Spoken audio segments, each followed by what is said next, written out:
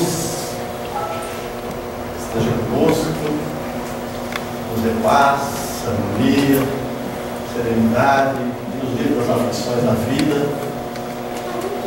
Que os mentores dessa casa estejam conosco, protegendo-nos como sempre, dando segurança aos trabalhos, possamos sintonizar com eles para termos uma intuição produtiva, plena, para que o estudo da noite seja proveitoso para todos nós. Elevemos também nossos pensamentos, agradecemos os nossos companheiros desencarnados, que aqui também comparecem para estudar conosco, e também eles carecem do estudo. Uma das asas que nos permite a elevação, a outra é o amor, como eu já falei outras vezes. E eu quero agradecer, assim,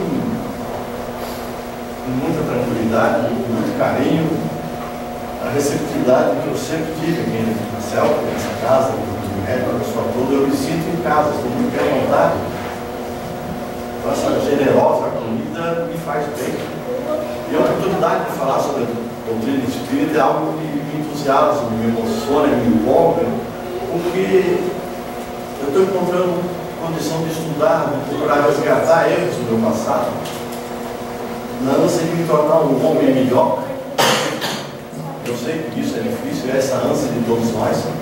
Desde cedo nós somos treinados e orientados no bom caminho, desejamos ele porque nossas tendências são fortes, pesadas, e muitas vezes nos levam realmente para descaminhos.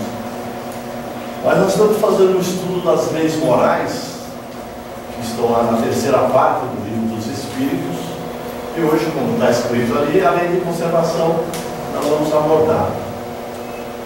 O livro, a gente não deve se esquecer, foi escrito em 1857, ou publicado nos 8 de abril de 1857, de sorte que Kardec formulou perguntas voltadas para o interesse da época. Aquele momento histórico é que motivou as perguntas. Então nós vamos ver que o capítulo tem 5 tópicos. Começa com o instinto de conservação, fala dos meios de conservação, dos gozos da terra, do necessário, do supérfluo, e depois fala sobre as privações voluntárias, mortificações. É claro que com o passar do tempo, com tantas mudanças que aconteceram no mundo, em todos os aspectos, tecnológicas, mudanças morais, nós podemos ampliar um pouco esse leque e conversar de coisas mais atuais, mais nossas hoje. Então eu venho aqui com o intuito de falar um pouco sobre água, sobre comida, sobre teto, sobre educação, saúde, higiene, lazer, todas essas coisas que são vinculadas e voltadas para a conservação. Então nós aprendemos já que lei é um comando divino, essa lei da natureza, que estabelece o que nós devemos fazer e não fazer. E como diz os Espíritos, na questão 614, se nós descumprirmos as leis divinas, essas leis da natureza, nós nos tornamos infelizes.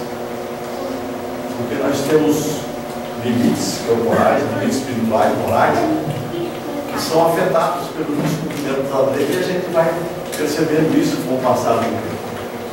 Então nós sabemos o que é lei e o que é conservação. Conservação é um ato de manter alguma coisa ou algo na sua condição normal de uso, de utilidade, evitar que se deteriore, que se pereça. Então nós estamos fazendo, então, se tratando de seres vivos, com as nossas vidas. E por que nós vamos cuidar da nossa vida? Por que há todo um instinto de conservação? E o que é isso? Se nós somos ao dicionário, nós vamos perceber que o instinto de conservação é uma tendência inata do ser humano, ou dos seres vivos todos, no sentido de se preservar, reagir diante das ameaças reais ou pressentidas, para que possa assim dar continuidade ao vida. Então, Kardec começou o texto perguntando a respeito se é o instinto de conservação uma lei da natureza, e os Espíritos responderam, sem dúvida, todos os seres vivos, não importa o nível de inteligência, são dotados de instinto de conservação. Alguns é mecânico, em outros racionais. Então, se nós observamos a vida, a natureza, as plantas, os animais e nós seres humanos, nós sabemos que temos gestos instintivos, reações diante do risco, reais ou não, que são coisas que brotam instintivamente. A planta procura o sol, através do eletropismo, nós aprendemos na escola, as suas raízes perfuram o solo, buscam água, nutrientes para que possa fortalecer, para que possa viver, que possa florir, possa dar frutos, sombra. Os animais encontram abrigo para se preservar, se proteger dos predadores, ou os predadores procuram suas vítimas para se alimentar. Eles têm vários aspectos instintivos que nós humanos também temos. Nós nascemos chorando e ninguém nos ensinou a chorar. Abrimos, piscamos os olhos, choramos quando temos fome, queremos mamar. Se estamos com a fralda suja, choramos também. E aprendemos a fazer manhã chorando. Às vezes tudo instintivamente. E com o tempo a gente começa a ver alguma coisa de racionalidade também. Kardec fala no livro A Gênese que o andar pé ante pé, um atrás do outro, o equilíbrio que você tem é instintivo. Mas escolher a rota é racional. A rapidez do passo, a corrida é racional.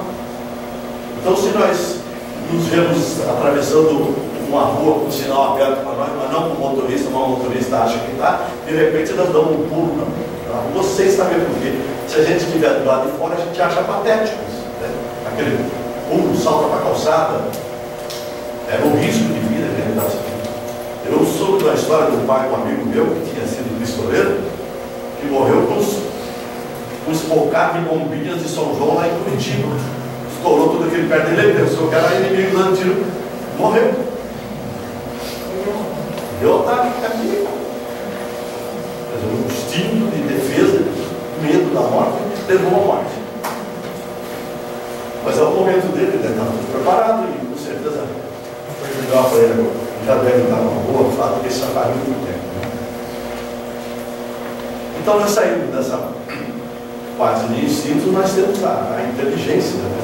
Que é algo já premeditado, algo deliberado, que a gente raciocina, pensa, programa, vê, tem um fim aqui. E assim nós vamos fazendo a nossa trajetória.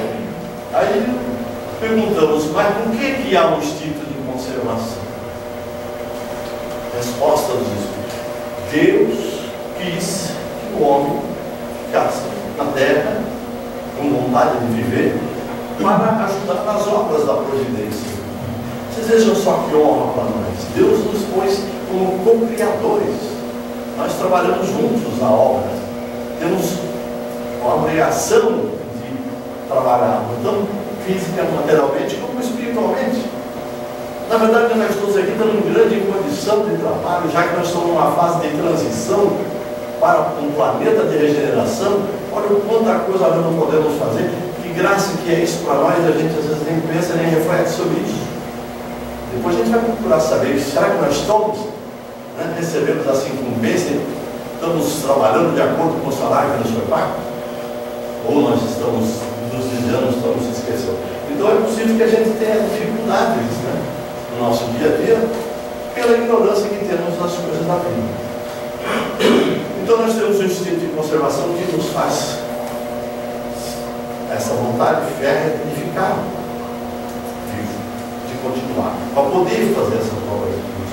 Mas se nós temos então essa sobrevivência, nós devemos ter também meios que nos permitam sobreviver. Deus nos deu isso.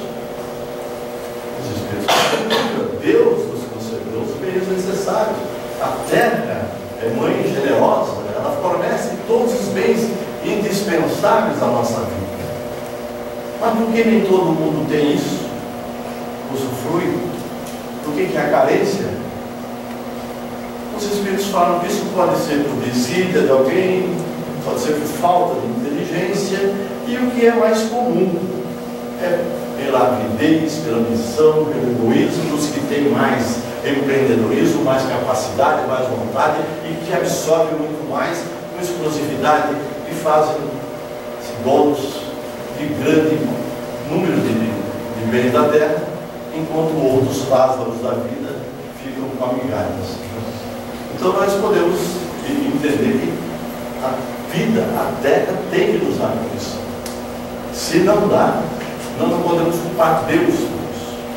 Então, se Deus nos permite a vida aqui na terra, se nós trazemos uma programação reencarnatória muito bem elaborada, conversando com o plano espiritual, no departamento de reencarnação, com mentores, pessoas que conheciam todos os nossos programas. Estou falando assim que nós estamos com um espírito bom já, sabe? Aquele que pode conversar com o pessoal da restauração. Porque tem alguns que não podem conversar e recebem o que precisam para viver. Né? Nós já estamos assim, numa fase de vaidade exagerada, mas Deus nos perdoe e desse tranquilidade. Então a gente tem condição de seguir com todo esse espírito de conservação e com tudo isso. E é curioso o que me disse uma vez numa palestra de Wagner Borges, que é um escritor espírita, mas ele é muito assim, ligado também com ufologia e ele é muito apaixonado por viagem astral. Porque ele disse que na vida dele, ele descobriu que o espiritismo foi a salvação dele, porque era filho de pai católico, de vó evangélica, mas não sei quem, o negócio era muito complicado lá, e ele tinha umas visões, umas coisas assim que eu não entendia bem o que estava acontecendo, e sofria enormidade. Até que um dia ele conseguiu cair numa casa espírita e foi aprender o que é essa influência espiritual, o que é essa possibilidade de desenvolvimento. Então ele falando assim, que naqueles passeios dele, nós lá no plano espiritual, depois que dormimos também, vamos lá, todos nós somos identificados com um cordão prateado. Então quem é desencarnado está lá no livro do cordão, mas os encarnados que lá passeiam, ou lá trabalham, né? A gente vai no local que é mais adequado para o nosso coração, nós gostamos, não temos sintonia, e se a gente chega no outro dia, acorda bem, é que a gente foi no lugar bom, mas se a coisa está brava cedo, você deve ter ido num lugar terrível, mas a escolha é sua, você tem direito, tem livre-arbítrio, né? Então o Wagner Borges descobriu nessas viagens dele por que tem esse cordão prateado, que é para puxar de volta para o corpo, porque se não fizer isso, em situações que ele não quer voltar, tanta paz, tanta harmonia, tanto bem-estar que há. Mas isso é porque ele foi um lugar agradável. Porque quem vai num lugar agradável deve estar numa boa vibração. Mas se você não estiver vibrando bem, o lugar que você vai não é bom. É frio, é fétido, tem caratonhas, como diz lá o André Luiz do nosso lado. Então você encontra inimigos e às vezes você acorda gritando mãe, e o coração disparado, a boca seca, taquicardia danada. Você fala, graças a Deus eu não sono.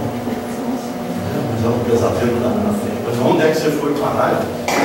Mas somos nós herdeiros de nós, né? Então nós vamos lá onde for preciso.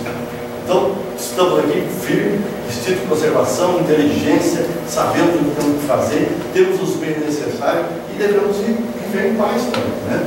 Então nós vamos trabalhando, olhando ao nosso redor, aprendendo na doutrina espírita o que é importante, aprendendo o amor incondicional de que falava Jesus Cristo sempre, que dava exemplo, que é uma coisa difícil para nós, mas é assim que nós vamos aprendendo e vamos chegar a um bom lugar. Eu aprendi uma vez no Evangelho que quem dá esmola, com o tempo aprende a dar o coração.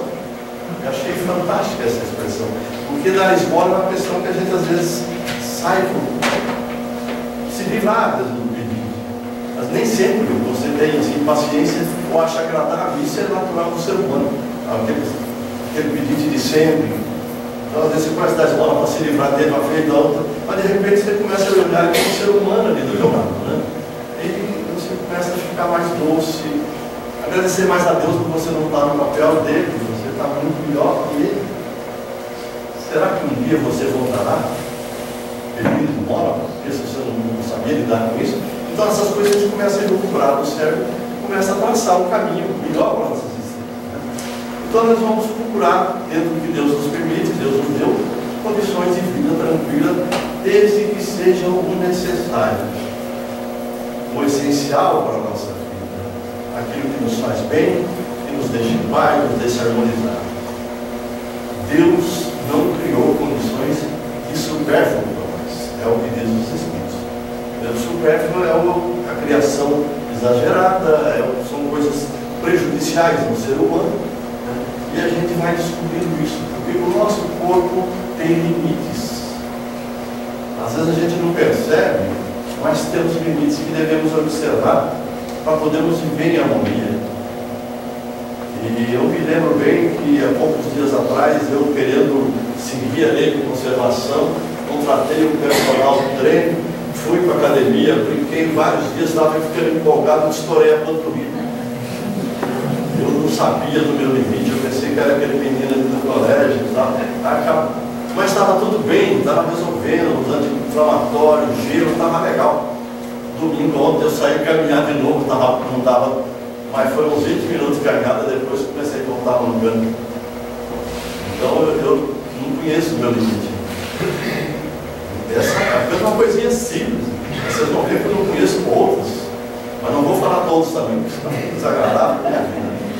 Então a gente tem que tomar cuidado disso.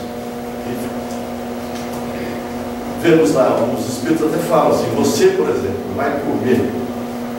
Quando você come demais, o teu corpo reclama. Né? E nós vamos falar sobre isso aqui, então. Eu vou entrar então num assunto que é, para mim, interessantíssimo, que é a água. Vou começar com a água, porque a água é gente. Nós somos 70% de água, pelo menos na média dos órgãos. Dizem que tem alguns órgãos que tem mais água.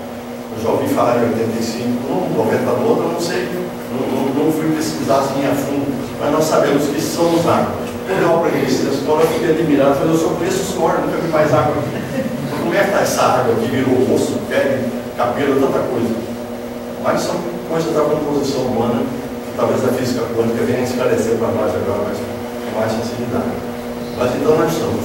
E a água, então, é o líquido mais precioso e mais importante do mundo. Embora os magnatas pensem que o petróleo seja melhor. Mas eles vão aprender que não é assim. A água, com certeza, é o melhor líquido. O líquido mais precioso é ele que é vida. E nós precisamos sofrer na pele, na carne, a falta para entender o seu valor.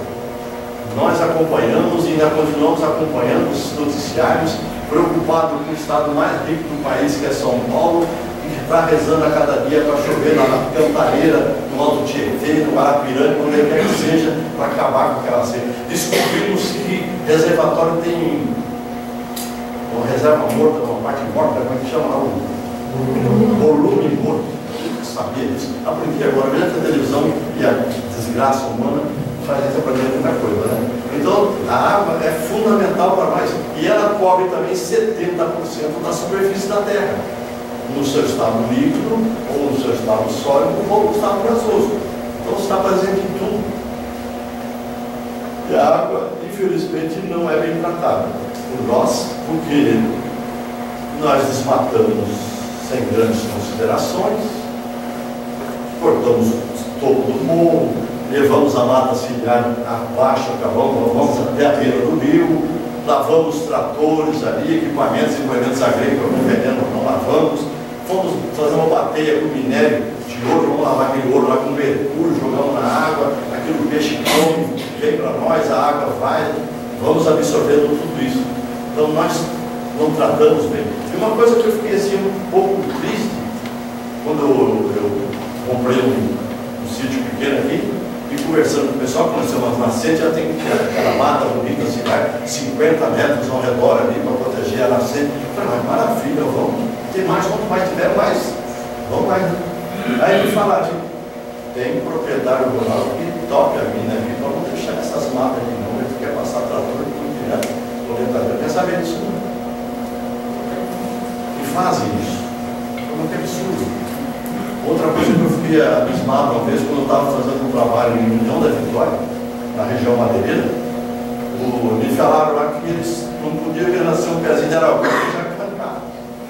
Não, isso aqui vai ficar aqui o resto da vida, não pode arrancar depois, a lei não deixa, vai ficar destroço aqui no quintal, propriedade, vai nada. Então vamos tudo pequeno. Falta de consciência, falta de conhecer a importância das coisas da vida. Né? O que é interessante nisso. Situação toda é criar condições de um bom trabalho e de um bom ganho. Mas a água que nós gostamos e que tanto necessitamos precisa ser tratada mesmo. ela também não pode ser desperdiçada. Eu já passei alguns dias com tristeza, já fiquei com vontade de conversar com alguém, mas não sabendo a resposta ou temendo a resposta que viria, nunca falei para alguém que estava na calçada aquelas folhas com vaga, eu direto.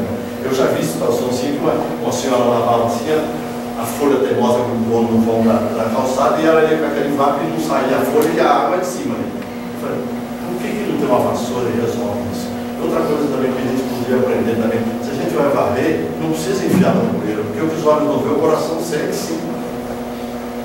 E aí toca o bueiro, vem um enchimento que acontece em São Paulo, Minas Gerais, Espírito Santo, em tantos lugares. Tragédia para a vida do ser humano, ignorância nossa. Precisamos difundir todo esse conhecimento, toda essa realidade do pessoal. Nós tivemos agora uma notícia assim, tão desagradável no mundo esportivo, né? Bahia da Guanabara, que vai receber provas aquáticas da Olimpíada 2016, está cheia de vírus, bactérias. Disseram para mim, não cheguei a ver o laudo, tem um laudo recomendado pelas sociais de Crash, tinha 1000 vezes mais vírus e bactérias do que tolerado nos Estados Unidos, por exemplo. Aí um outro repórter entrevista um atleta, disse, não, tem um colega meu que tem neurologia e ficou doente. Deu diarreia, deu vômito, não sei o que, por causa não tratamos. Nós vemos aquelas imagens terríveis ali na televisão, espuma em cima deles. São dejetos aí de resíduos, não sei o que, são um esgoto clandestino que as indústrias estão jogando. Mas a água não precisa disso. Tem coisinhas simples que a gente ensina para os filhos da gente, escova dente, abre, molha ali e tal, fecha, escova o dedo depois. Tá. De preferência usar um copo, tá legal. Toma banho, sim, tá se molha no verão, ensaboa depois, enxaga, não precisa ficar com aquela 15 minutos gastando 120 litros de água ou mais. E o que eu aprendi assim, que deixou estarrecido, eu não sei medir, mas uma descarga de hidro dá 10 litros. Eu falei, nossa senhora, é muita coisa, a gente começar 7 bilhões de pessoas dando descarga por dia, sei quantas vezes, então é complicado. Então, o importante é que a gente deve entender que a água é vida, precisa de cuidar dela. O cientista japonês Masaru Emoto fez um trabalho, um experimento muito interessante, e ele tirou fotografias microscópicas de moléculas de água embaladas em vidros escrito assim, amor, gratidão, ódio e inveja. Em cada um deles a estrutura da molécula é diferente, o que mostra que a água se emociona, se deixa influenciar pelo sentimento. Mas para nós não é novidade isso. Nós que trabalhamos com água fluidificada, né, sabemos da importância da reposição da água. Aliás, eu até aprendi uma vez, não consegui fazer ainda, mas foi a sugestão até da Rubinete, irmã dela.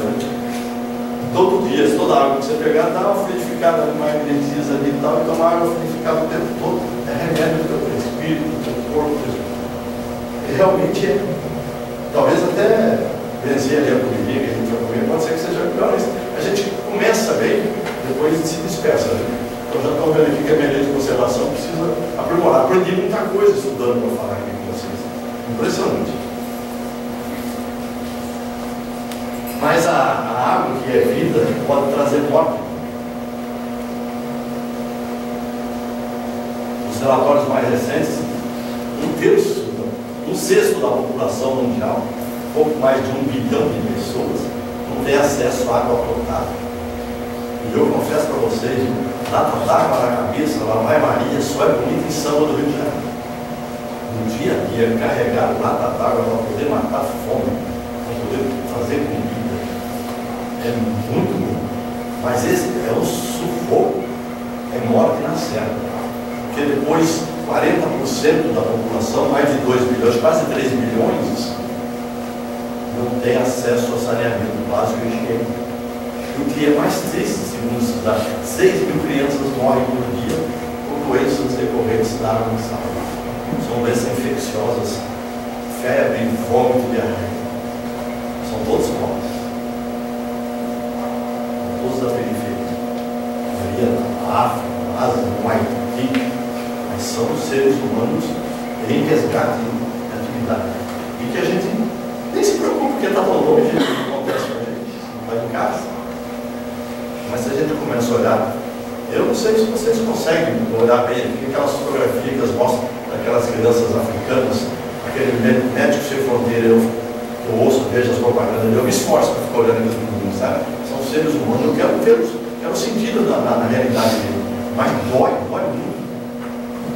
Marquinhos barrigudo, nariz enxergando, mosquito de volta, e a gente percebeu que são crianças fadadas a morrer. Então, nós podemos sim, levando em conta a lei de conservação, cuidar melhor da água, porque a água tem grande influência na nossa vida, na vida de Deus. Né? Nós precisamos comer, né? É preciso que a gente se alimente para que a gente tenha energia, tá? Cumprir a lei do trabalho. Ao cumprir a lei do trabalho, nós desenvolvemos a nossa inteligência. Desenvolvendo a inteligência, nós cumprimos a lei do progresso. Esse é só o encadeamento das leis que nós podemos fazer, atendendo ao convite de Deus para que a gente ajude, né, na construção do mundo. Então, a comida é necessária, mas tem 805 milhões de pessoas no mundo que não têm comida.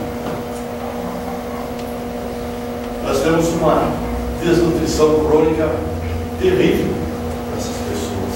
Isso é o que José de Castro disse certa feita, que é aquela morte crônica pela insuficiência de nutrientes. Você vai definhando, vai morrendo pouco a cada dia. Isso aí já é um poema do João Cabral de Melo Neto. Ele diz que são vidas severinas, onde se morre velho antes dos 30, aos 20 de emboscada e um pouco a cada dia de fome. Morte que atinge não só quem está vivo, até a gente não nascido. Então essa vida de retirante da medicina, essa dificuldade, essa miséria toda, deve levar a gente a refletir sobre uma coisa que nós devemos evitar, que é desperdício. 1/3 dos alimentos do mundo são desperdiçados. E sexta-feira passada, no jornal Bom Dia Brasil, Renato Machado, falando de Londres, disse: a ONU divulgou um relatório dizendo que se houver redução de 1/4 do desperdício de alimentos, é possível acabar com a fome no mundo. Não é difícil. É vontade política, é consideração e respeito por essas criaturas. Então nós vamos, com certeza, poder pensar nisso positivamente, mentalizar isso, para que isso seja assim, plante no mundo. Mas nós temos problemas outros com a alimentação, nós temos a gula, aquela voracidade, aquela vontade de comer que não acaba, porque a Igreja Católica quis acabar com isso, falou que era pecado. Não adiantou nada, porque os padres comiam bem. Eu aprendi desde menino, comeu como um pato. Sempre que comia bem, mas não era sempre que comia bem, então nem sempre era comer como um pato. Mas dizem alguns, essas más línguas, que eles queriam que os ricos, os nobres, parassem de comer tanta festa, então era pecado. E outros já falaram que era porque os pobres queriam comer também, e você não tem, não come, não, isso é pecado, isso é seguro. Então são teorias da conspiração. A verdade é que essa é uma doença que nós temos, e que ela vem nos causa sobrepeso, e isso é terrível. Ela nos causa obesidade, ela aumenta os níveis ruins de colesterol, aumenta os níveis sérios, causa diabetes, hipertensão e tantas outras coisas. É o nosso corpo pagando pelos erros nossos, porque não observamos os limites. E do outro lado nós temos pessoas que se deixam levar pela bulimia.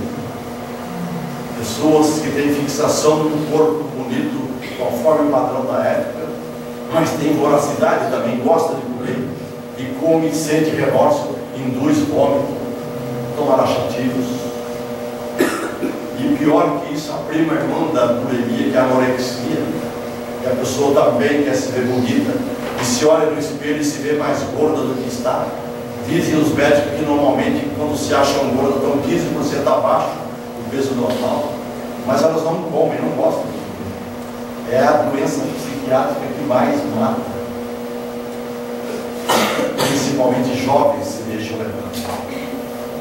A ditadura da moda tem levado muitas adolescentes à anorexia e já se tentou mudar um pouco esse padrão, engordar um pouco sem poder. É um transtorno alimentar que a gente vivencia.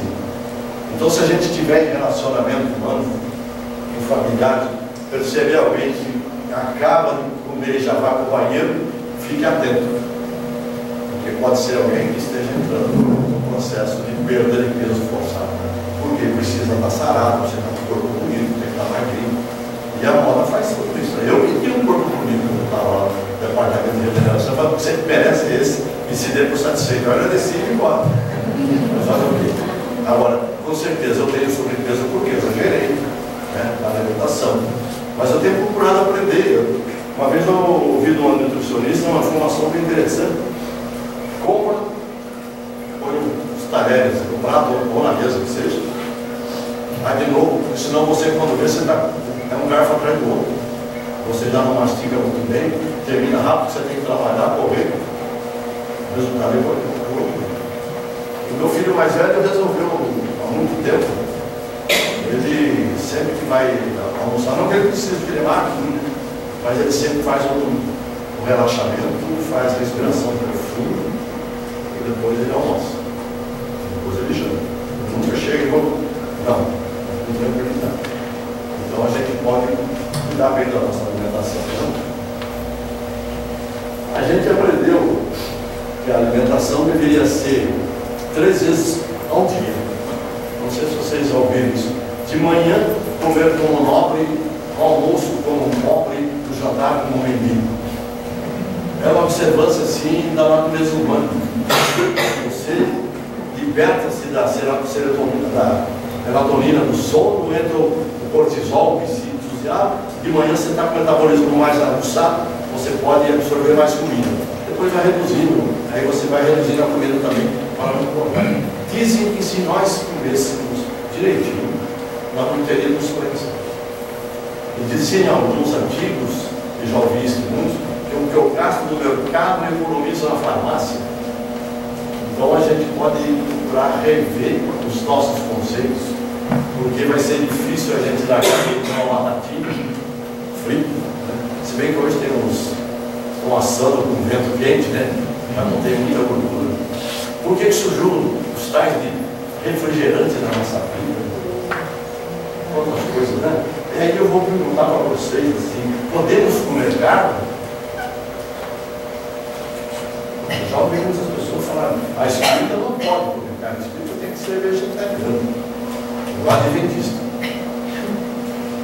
Pois então, o Allan Kardec, na questão 182, quando ele trata da evolução do espírito, ele faz uma observação de que o espírito vai evoluindo, e à medida que o espírito evolui, o corpo também acompanha essa evolução. Ele torna-se mais leve, menos denso, menos pesado, menos grosseiro, ele vai evoluindo. O seu sentido, o seu paladar, as coisas vão mudando, suavizando. Daí, segundo ele, chegará um momento em que não precisaremos abater animais para comer. Mas vejam bem que é uma visão prospectiva do futuro a se instalar com o tempo de acordo com a evolução. Kardec, depois aqui na parte do direito de conservação, perguntou se podia comer carne de animais. E a resposta é que sim. Na fase em que vocês estão, a carne nutre a carne. Vocês estão numa fase em que precisam disso e devem se alimentar com essa carne para poder desenvolver as atividades que são inerentes ao ser humano na vida material.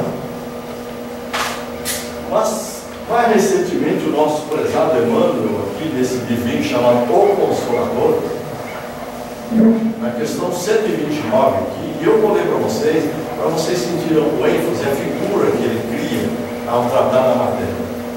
Perguntaram então para ele, é um erro alimentar-se o homem com a carne dos irracionais?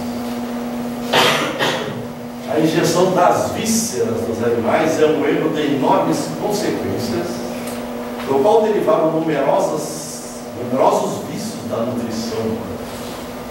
É de lastimar semelhante situação, mesmo porque, se o estado de materialidade da criatura exige a cooperação de determinadas vitaminas, esses valores nutritivos podem ser encontrados nos produtos de origem vegetal, sem a necessidade absoluta dos matadouros e frigoríficos.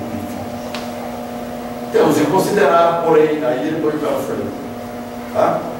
A máquina econômica do interesse e da harmonia coletiva, na qual tantos operários fabricam o seu pão cotidiano, suas peças não podem ser destruídas de um dia para o outro sem perigos graves. Consolemos-nos com a visão do porvir, sendo justo trabalharmos dedicadamente pelo advento dos tempos novos, em que os homens terrestres poderão dispensar da alimentação os despojos sangrentos de seus irmãos inferiores. Figura terrível, né? É para a gente largar, né?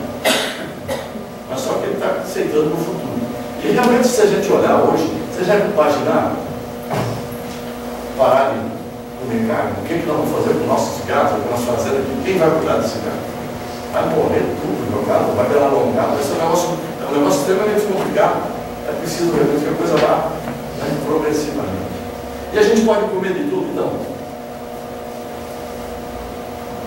Os espíritos falam assim: tudo que não faz mal, vocês podem comer.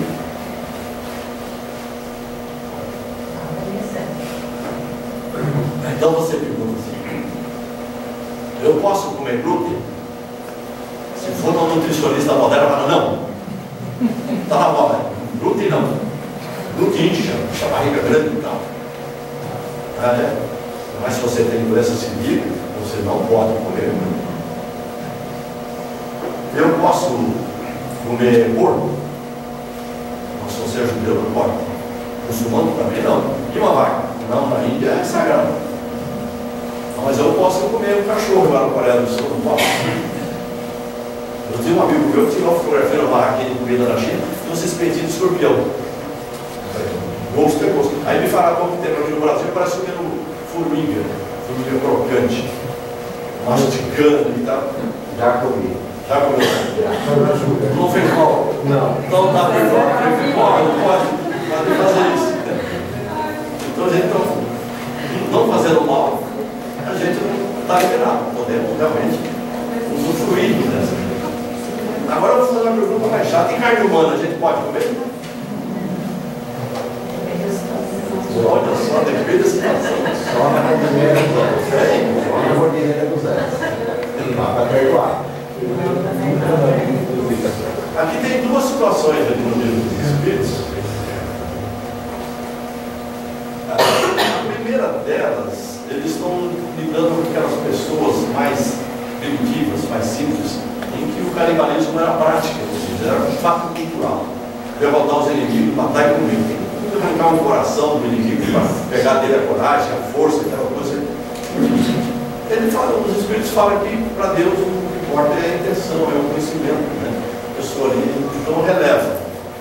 Aí depois desse livro, na parte de conservação, pergunta se pode sacrificar um ser humano para matar a fome no caso de situação grave. Ele fala que não pode não. Que a situação ali é um homicídio e lesa a natureza. E o ideal do ser humano nessas condições é ser resignado, aceitar, né, a situação em que se encontra. É uma resposta assim que pode envolver situações de extrema lucidez. Porque se você está numa situação caótica, como essa famosa Cordilheira dos Andes, né? E o pessoal da equipe de rugby, Old Christians, do Uruguai, pegaram um avião da Força Aérea, o Fairchild, onde saíram 45 pessoas, se não me engano, 54, acho que 45, 5 tripulantes e 40 pessoas, entre jogadores e parentes e amigos, caíram nos Andes, muitos morreram, e outros ficaram. Passados 50 dias, mais ou menos, 2 se arriscaram a sair, pedir socorro. E 10 dias depois eles foram socorridos. Depois vieram levar aquele pessoal. E depois disso é que ficaram sabendo que eles bebiam a água do gelo, né, que era tranquilo, e comiam carne dos que morreram. Aí tem um detalhe interessante para quem quer fazer a defesa da situação: eles não abateram, eles não sacrificaram o humano. Eles já tinham morrido, eles apenas se apropriaram daquela carne como condição de vida, porque não se sabe em que estágio mental se encontra quem está morrendo de fome, de frio, naquela situação. Está no estado de natureza. É uma situação. Eu, por exemplo, não sinto nem um pouco confortável de condenar quem fez isso, porque eu não sei o que eu faria se eu estivesse numa condição dessa, mas possivelmente o meu instinto falaria mais alto do que a minha racionalidade. Eu iria procurar. Aí eu não estaria resignado, assim, eu aceito a morte, e Deus está bom, que seja, mas não demora, né? Eu vou sofrer muito. Mas é essa situação que é extremamente complicada. Então, Aumentar o histórico ainda. Ficaram vivos. Mas esse é complicado. E tem outra situação extremamente complicada também, que nós vamos ver também, que contraria bem a lei de conservação, são os famosos vícios. Aqui dentro parece que, pelo que eu vejo assim, pela aura de todo mundo, ninguém tem vício. Porque é muito bom, muito agradável. O óculos do doutor Van Gogh, aquele cor de roda, só que é coisa bonita. Mas é fumar. É um vício terrível. Falo como ex-fumante. E parou algumas vezes, depois voltou, voltou até que o dia parou. Mas com certeza algum estrago foi feito. Nós comprometemos os nossos pulmões, a boca, a laringe, a garganta, o estômago. É um estrago. Consciente, porque a gente tem informação a respeito. Até um tempo atrás, a gente falava de fumar, a gente falava isso é um suicídio involuntário, porque a pessoa não quer morrer, mas está criando situações que vai levar à morte. Aí depois que passaram a divulgar aquelas coisas horrorosas nos maços de cigarro, a conclusão é que já não se trata de um suicídio involuntário, que estamos amplamente seguros de que o cigarro é letal. São mais de 4.000 substâncias que nos envolvem e que fazem um mal terrível. Então é preciso que a gente reflita sobre isso como ser humano, reflita na lei de conservação, e ver se eu, parando de fumar, eu fortaleço, sinto melhor paladar das coisas e começo a comer mais e engorda. Esse é o papo de todo mundo, né? Não parei de fumar, se eu parar de fumar, engorda, não vou parar. Mas é melhor parar e evitar engordar, né? É um vício que a gente tem que trabalhar para ver se consegue vencer. Um outro vício muito triste e comum é o tal do álcool. Eu, pessoalmente, acho o álcool o pior dos vícios. Não que eu não bebo. Só não é alcoolismo. Porque ele está liberado, está aberto. As crianças estão bebendo cerveja. No momento em que você se embriaga, e eu sei disso porque eu já me embriaguei quando jovem, você perde a noção das coisas. Daí para frente, tudo que vier você faz. Ou até pode acontecer essa coisa meio estranha que acontece aí, pode ir com um Boa Noite Cinderela no seu copo de bebida e você se envolvendo em situações de vício terrível. A hora que você bebe isso aí, daí você embriagado, você dirige com tranquilidade. Não, pode achar que eu dirijo. Dirijo moto, dirijo carro, pronto. Então é preciso que a gente tenha um olhar mais esperto em relação à bebida. Todo mundo fala assim que a maconha é a porta de entrada para o vício. Não, é o álcool. A maconha vem depois do álcool. Meninada com 12 anos tem alcoólatras mais novos, né? Porque facilita e bebe. Tem alguns que bebem vinho, tem outros que bebem vodka, ice vodka, não sei o que, perocinho e tal. Mas é um vício danado isso. E é difícil a gente roubar uma bebida da vida, né? Porque está em divulgação ampla, né? E a gente vê tomar cerveja, as mulheres que tomam cerveja são todas bonitas, pessoal. Eu nunca vi mulher feia durante uma propaganda de cerveja ou de qualquer outra coisa. Além de fumar, também coisa mais chique do mundo. Só coisa, gente bonita, carro bonito, vida bonita, filho bonito. Isso uma vez uma mulher da favela falando sobre a novela da Globo, falando essas mulheres ricas aí, ó, tudo tem marido bonito, casa bonita, carro bonito, filho bonito, nós que é isso também. Né? E tem razão, não tem? Porque uma vez a gente, eu vou até falar aqui agora do Luiz de Vasconcelos, que a Ludmilla deu um toque aí. No primeiro projeto que nós começamos lá 8 anos atrás, nós encaminhamos 120 jovens, adolescentes para a aprendizagem, que é um projeto que a CLT prevê, convênio com o Senai e com a Faculdade de Maringá, que dava aula naquela época também, e encaminhamos a meninada para trabalhar. A alegria de trabalhar. Primeiro salário, adivinha o que aconteceu? Celular, Nike na cabeça, no pé. A meninada foi adoidada. Eles gostam das mesmas coisas que os nossos filhos de classe média gostam. Só não tem condição de pegar. Né? Alguns não querem pegando, né, mesmo? Porque não conseguem trabalhar, vão pegar porque gostam disso que é. Até ontem mesmo um sobrinho meu lá em Camboriú foi assaltado. Pegaram a bicicleta dele, que era uma bicicleta bonita, o cara não tinha, achou que era legal, o cara pegou. Ele foi embora. Então, mas o salário deles, o primeiro foi para isso. Coisa que eles queriam, consumo, daí disponível, à vontade, para todo mundo. Então a gente tem que tomar cuidado. Outra coisa que eu falo de álcool, eu me lembro muito bem, que meu pai sempre falava, meu filho, o álcool é uma desgraça. Ele desperta 3 bichos que a gente tem dentro. Mas que bicho que é, pai?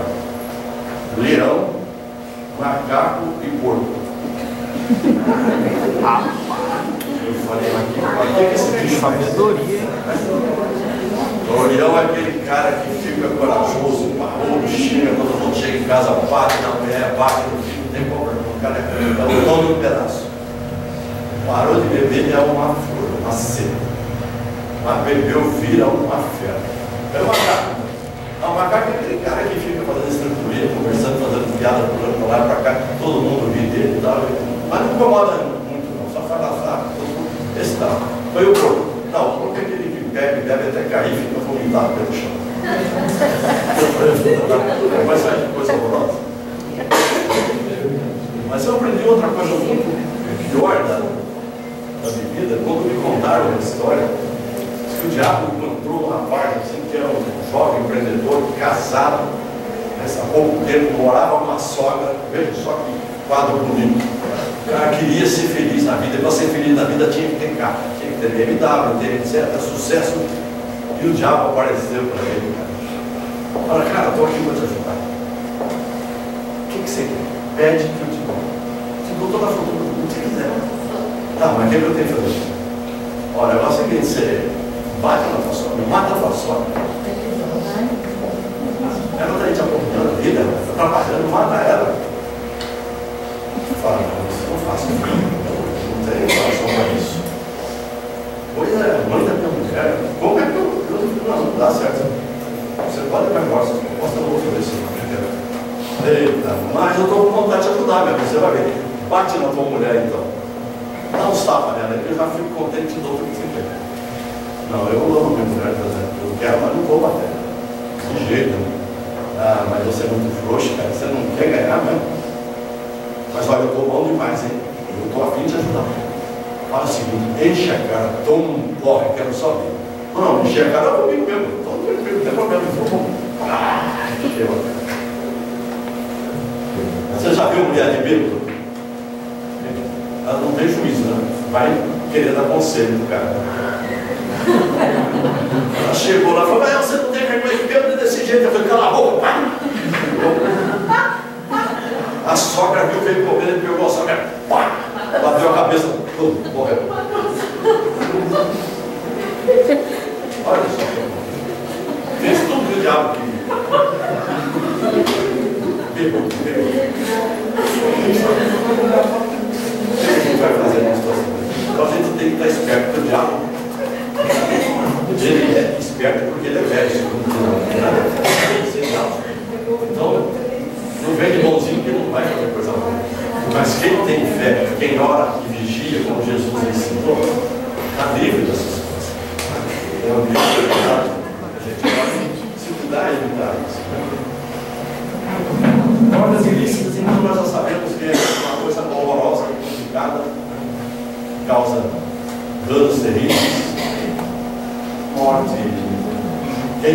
vicia, fica mentiroso, ladrão, faz de tudo, mata a sogra, mata a mãe, mata a avó, mata a parente, faz de tudo para arrumar o dinheiro de uma droga, para arrumar uma pedra de crack, eles fazem tudo ligado. Então isso, evidentemente, a lei de conservação foi jogada, todas as leis de Deus foram jogadas, mas digamos mais específico da conservação, nem um pouco de conservação. Outra coisa que a gente precisa também para se conservar é ter onde morar, né? É preciso ter um espaço para a gente se abrigar, um teto nosso, né? Cruzeiro, um conforto necessário, nos dê dignidade na vida. Não é viver embaixo de pontes e viadutos, ou esse pessoal do crack que vive amontoado nos módulos que eles chamam, né? Em situações de lixo, uma coisa, uma vida subhumana. E eles também não têm noção e não sabem fazer outra coisa a não ser ficar puxando aqueles cachimbinhos. Então, isso é um problema sério. E a vida do lugar não fornece condições para isso. Isso porque, do outro lado, existem pessoas se enriquecendo barbaramente com o tráfico de droga. São pessoas notáveis na sociedade, quase sempre, né? Pessoas que são cidadãos periféricos, etc., são políticos de Estado, sei lá, todo mundo aí de grande projeção, muito rico. Enquanto o povo consome nesse mais ou menos. Mas nós vamos ter a nossa casa própria, com dignidade. Mesmo que seja a minha casa, a minha vida, né? Um próprio coisa, mas temos direito a isso. É direito fundamental. Existe um direito na Constituição, que é o maior dos direitos fundamentais do mundo, é o direito à vida. Nós, todos, temos direito à vida. Todas as constituições democráticas tratam isso com respeito. Até quem ouse dizer que para manter minha vida eu posso roubar e trabalhar no puder nem me oferecer condições. Mas isso é uma conversa para refletir melhor, porque o Espírito não fala assim, seja resignado. Tá? Vamos pegar, vamos lá, uma entidade vai te ajudar, alguém vai te encaminhar, não se deixa levar para essa conversa não. Isso aí é um caminho sem volta. Mas então, temos direito à vida, temos a moradia. Educação é outro direito fundamental para nós. Né? O aprendizado, o conhecimento, até o conhecimento da higiene, né? Pessoal, o tratamento para evitar essas doenças todas que acontecem. Né? Nós temos aí lavar as mãos. Isso tem até aula, né? Para a gente aprender a lavar as mãos. O doutor Bactéria já mostrou isso várias vezes, até com sabonete, com mancha, né? Com marca, para a gente saber onde a gente lavou mesmo. Porque as nossas mãos são portas de entrada. Nós vamos lavar uma roupa. Eu não sei se vocês viram uma vez, eu achei muito interessante. Ringo Starr uma vez foi ser entrevistado por um repórter da Globo, que estava no show lá, ele foi dar a mão para ele, bateu o cotovelo. Ele falou assim, eu não vou dar minha mão para você, não, você pegou. Eu vou ficar assim, ele ficava assim. Cumprimento dele, ele tem essa preocupação. Eu tive amigos, já falei aqui uma vez, que cumprimentavam o pessoal em sala de audiência e tal, aquele povo todo, né? Trabalhador rural, trabalhador, não sei o que, terminava, ele ia lá no fundo, ele tirava para a mão, ali embaixo. Aí eu achava que era preconceito, né? Mas são pessoas que se cuidam nesse sentido. Então a gente pode se cuidar e evitar esses problemas. E a gente não quer só comida, a gente quer comida, diversão e arte. Né? A gente não quer só comida, quer saída para qualquer parte. Não é isso que tantos cantaram, música, comida. Mas a gente precisa de lazer também. O lazer é ótimo. E outra, eu fiquei preocupado, porque a minha mulher recebeu lá no Facebook, lá da sogra do meu filho lá de Curitiba, que um médico de Stanford veio aí, fez uma palestra falando que o homem, a melhor coisa para o homem é o casamento. Porque no casamento ele se encontra, se protege, se garante, tem segurança, bem-estar e vai ficando legal. A mulher raciocina diferente. A mulher é melhor para ela as amigas. Bendito o café das amigas. Eu falei, droga, esse cara está preparando a separação, cara. Não, essa amiga é legal, mas o marido junto aqui, não está agradando. Eu não sei se a mulher pensa diferente assim, sabe? Vai ver, joga esse negócio da internet, tudo é verdade, né?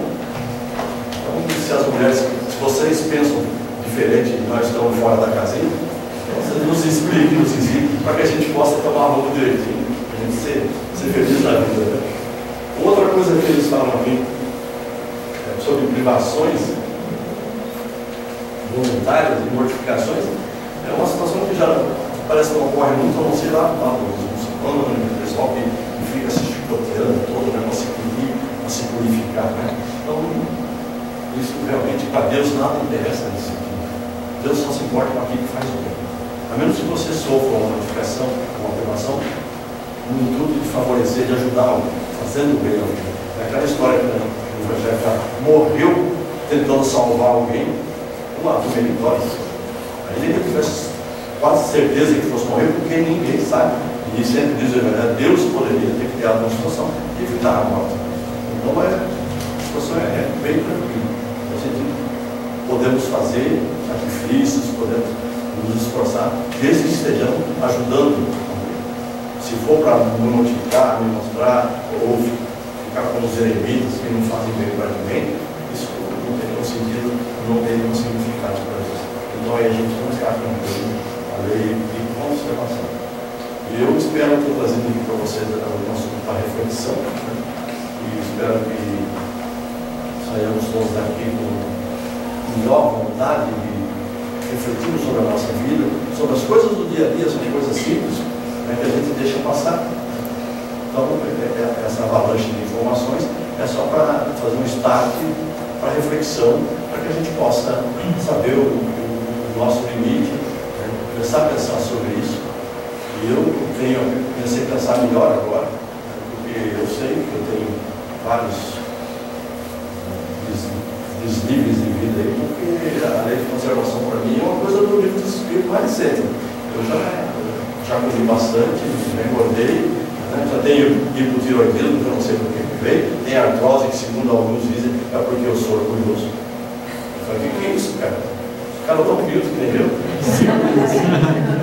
Mas a moça falou assim, eu tenho um amigo meu bom, fantástico, e a doença, a artrose, esse negócio, endurecimento de tudo, isso é tudo orgulho. O cara, então tá bom, estou ferrado. Eu estou mal da vida. Eu vou tentar ver se eu melhoro. Estou tentando virar o mundo, está difícil, mas eu estou fazendo um esforço danado. Assim eu vou me conservando, esperando chegar o momento da destruição, que será a nossa próxima palestra. E espero que vocês tenham gostado. Eu fico muito feliz de poder estar aqui, que Deus nos abençoe, proteja e nos faça sair daqui refletindo bem legal mesmo, com bastante lucidez. Um abraço para vocês. Obrigado.